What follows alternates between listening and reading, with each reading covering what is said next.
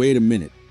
Nikolaj Ehlers is now being floated as the perfect target for the Toronto Maple Leafs' offensive needs.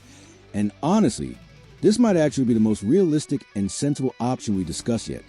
Because unlike Rantanen, Forsberg, or even Kemp, Ehlers combines elite skill with actual affordability and availability, making this a trade that could genuinely happen without completely destroying Toronto's future. All right, folks, let's talk about what might be the most under-the-radar yet incredibly smart potential acquisition for the Toronto Maple Leafs. While everyone's been obsessing over blockbuster names like Mikko Rantanen and Philip Forsberg, a different name has been quietly gaining traction in league circles: Nikolaj Ehlers of the Winnipeg Jets. And the more I think about this possibility, the more it makes perfect sense. Ehlers is 29 years old, he's got explosive speed, elite puck skills, a nose for the net, and most importantly, he might actually be available at a price Toronto can afford. This isn't a pipe dream requiring the sacrifice of every prospect and first-round pick. This is a realistic, achievable trade target that could transform Toronto's offense without mortgaging the entire future. Let's break down every aspect of why Nikolaj Ehlers could be the answer to Toronto's prayers. First, let's establish who Nikolaj Ehlers is as a player, because if you're not watching Winnipeg Jets games regularly, you might not fully appreciate just how good this guy is. Ehlers was drafted 9th overall back in 2014 by the Jets, and over his career, he's been one of the most consistent offensive producers in the franchise's history. He's coming off another solid season where he demonstrated all the qualities that make him such a coveted asset. Breakaway speed that can turn defense into offense in seconds, elite stick handling ability that allows him to navigate through tight spaces, vision and playmaking that creates opportunities for line mates, and a legitimate scoring touch that makes him dangerous from anywhere in the offensive zone. The report describes Ehlers as having explosive speed, puck control ability, and a nose for goals. That's not hyperbole. That's an accurate assessment of his skill set. In today's NHL, where speed and transition play are paramount, Ehlers is exactly the type of player who can exploit defensive breakdowns and create offense out of nothing. He's the kind of player who makes opponents nervous every time he touches the puck because they know he can beat them one-on-one or find the open man for a scoring chance. What makes Ehlers particularly attractive for Toronto is his consistency. This isn't a player who has one great season and then disappears. He's been producing at a high level year after year. That reliability is crucial when you're building a championship contender. You need players you can count on to show up every night. And Ehlers has proven he's that guy. Now let's talk about the fit with the Maple Leafs, because this is where things get really interesting. Toronto is desperately searching for a top 6 forward to complement their existing stars. They've got Auston Matthews and William Nylander as elite offensive weapons, but they need more secondary scoring to truly compete for a Stanley Cup. Ehlers fills that need perfectly. The report specifically mentions that Ehlers could play alongside John Tavares on the second line, adding speed and creativity to a unit that's been searching for consistency. Think about that combination for a second. Tavares is a cerebral, skilled center with excellent vision and finishing ability. Pair him with Ehlers' speed and playmaking, and you've got a second line that opposing teams genuinely have to worry about. That's the kind of depth scoring that wins championships. But Ehlers' versatility is another massive selling point. The report notes that he can play both left wing and right wing, which gives Craig Berube incredible lineup flexibility. Maybe you want to try him with Matthews for a few games to see if that chemistry clicks. Maybe you move him up and down the lineup based on matchups. Maybe you deploy him in different situations: power play, penalty kill, late game defensive situations. That versatility is invaluable for a coach trying to optimize his roster. From a tactical perspective, Ehlers' playing style meshes beautifully with what Craig Berube is trying to build. Yes, Berube wants toughness and physicality, but he also wants speed and skill. Ehlers brings elite speed that can stretch defenses and create odd man rushes. He's not a one-dimensional perimeter player.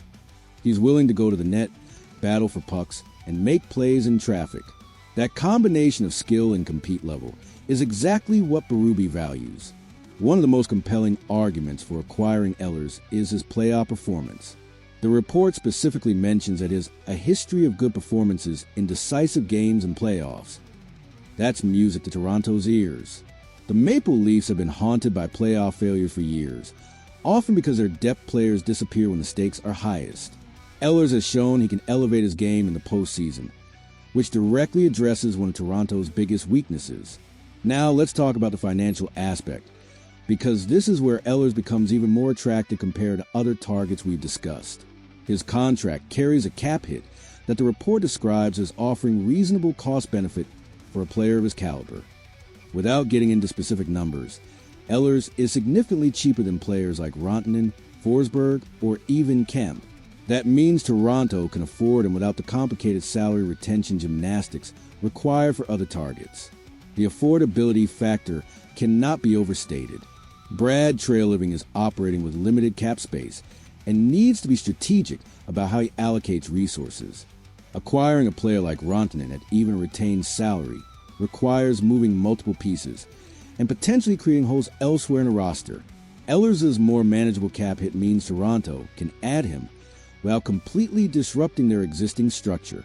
From Winnipeg's perspective, why would they consider trading Ehlers? The report suggests that the Jets are at a moment where they need to evaluate their competitive future. That's diplomatic language for saying Winnipeg might be facing some tough decisions about their roster construction. The Jets have been a good regular season team for years, but they've struggled to translate that success into deep playoff runs. If management has decided they need to shake things up, moving a valuable asset like Ehlers while his value is high makes strategic sense. Winnipeg also has salary cap considerations of their own. They've got multiple players to sign and extend, and they might need to create financial flexibility. Trading Ehlers could accomplish that while also bringing back assets that help them retool or rebuild. It's not that Ehlers is a problem. It's that sometimes good teams need to make hard decisions to position themselves for long-term success. The report mentions that there is no formal proposal on the table yet, but sources close to the market indicate that informal conversations have already begun circulating between the two franchises. That's significant. Informal conversations are how trades start. General managers feel each other out, discuss what it might take, gauge interest levels, and then eventually formalize discussions if both sides see a path forward. The fact that these conversations are already happening suggests this isn't just media speculation. There's genuine interest from at least one side, possibly both. So what would a trade package look like? The report indicates that Toronto has interesting pieces to offer, and that Winnipeg would likely want draft picks and possibly promising young players from Toronto's roster. Based on similar trades and the relative value of the players involved, I'd estimate something like this. Toronto Maple Leafs receive Nikolaj Ehlers. Winnipeg Jets receive Nick Robertson, Fraser Minton, or another prospect, and Toronto's first-round pick in 2026. That's a substantial package, but it's not franchise crippling. Robertson is a player who hasn't panned out in Toronto and needs a fresh start. Minton is a solid prospect, but not untouchable. And a first-round pick is valuable, but not devastating to give up if you're getting a proven NHL star in return. Compare that to what we discussed for Rantanen, Easton Cowan plus multiple firsts, or Forsberg, Ben Danford plus high picks. This is significantly more affordable. Toronto keeps their absolute top prospects like Cowan. They don't get their entire draft capital, and they still land a legitimate top six forward who can contribute immediately. The timing of this potential trade is also interesting. We're approaching training camp, and both teams need to finalize their rosters. If Winnipeg has decided they're open to moving Ehlers, doing it now allows them to integrate whatever they get back into their lineup from day one. For Toronto, acquiring Ehlers before the season starts gives them time to build chemistry with new line mates and learn Berube's system before games actually matter. There's also the psychological and cultural element to consider. Ehlers is a professional, well-respected player who's been a good teammate everywhere he's played. He's not going to be a locker room problem or create drama. That matters when you're integrating a new player into an established group. Toronto needs players who will fit seamlessly into the culture Craig Berube is building, and Ehlers profiles as exactly that type of person. Let's talk about potential line combinations if this trade happens. Here's what Toronto's forward group could look like. Line 1, Matthew Knies, Auston Matthews, William Nylander. Line 2, Nikolaj Ehlers, John Tavares, Max Domi. Line 3, depth forwards. Line 4, checking line, That's a terrifying top six for opponents to match up against. You've got elite talent on both lines, different styles that create matchup problems, and the depth scoring that Toronto has desperately needed. Ehlers on that second line gives you a legitimate scoring threat that opposing teams have to respect, which opens up space for everyone else. Or maybe Berube experiments with different combinations. Line 1, Nikolaj Ehlers, Auston Matthews, William Nylander. Line 2, Matthew Knies, John Tavares, Max Domi. That puts 3 elite offensive players together on the top line and creates a more balanced second unit. The flexibility to try different things is valuable, and Ehlers' versatility enables that experimentation. Now let's address potential concerns and counterarguments. First, there's always risk in trading for any player. What if Ehlers doesn't mesh with Toronto's system?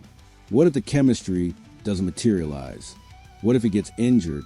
Those are all legitimate worries, but they exist with any acquisition. The key is that Ehlers' track record suggests these risks are minimal. He's been consistently productive for years, he's durable, and his playing style should translate well to Toronto's needs. Second, there's competition from other teams. If Ehlers actually becomes available, Toronto won't be alone in pursuing him. Every contender looking for offensive help will be interested. The Jets could receive multiple offers and choose the one they like best. Toronto needs to be prepared to make their best offer and not get cute trying to lowball Winnipeg. Third, there's a question of whether Winnipeg actually wants to trade him. Maybe the evaluating their competitive future language is overblown. Maybe they're committed to running it back with their current core.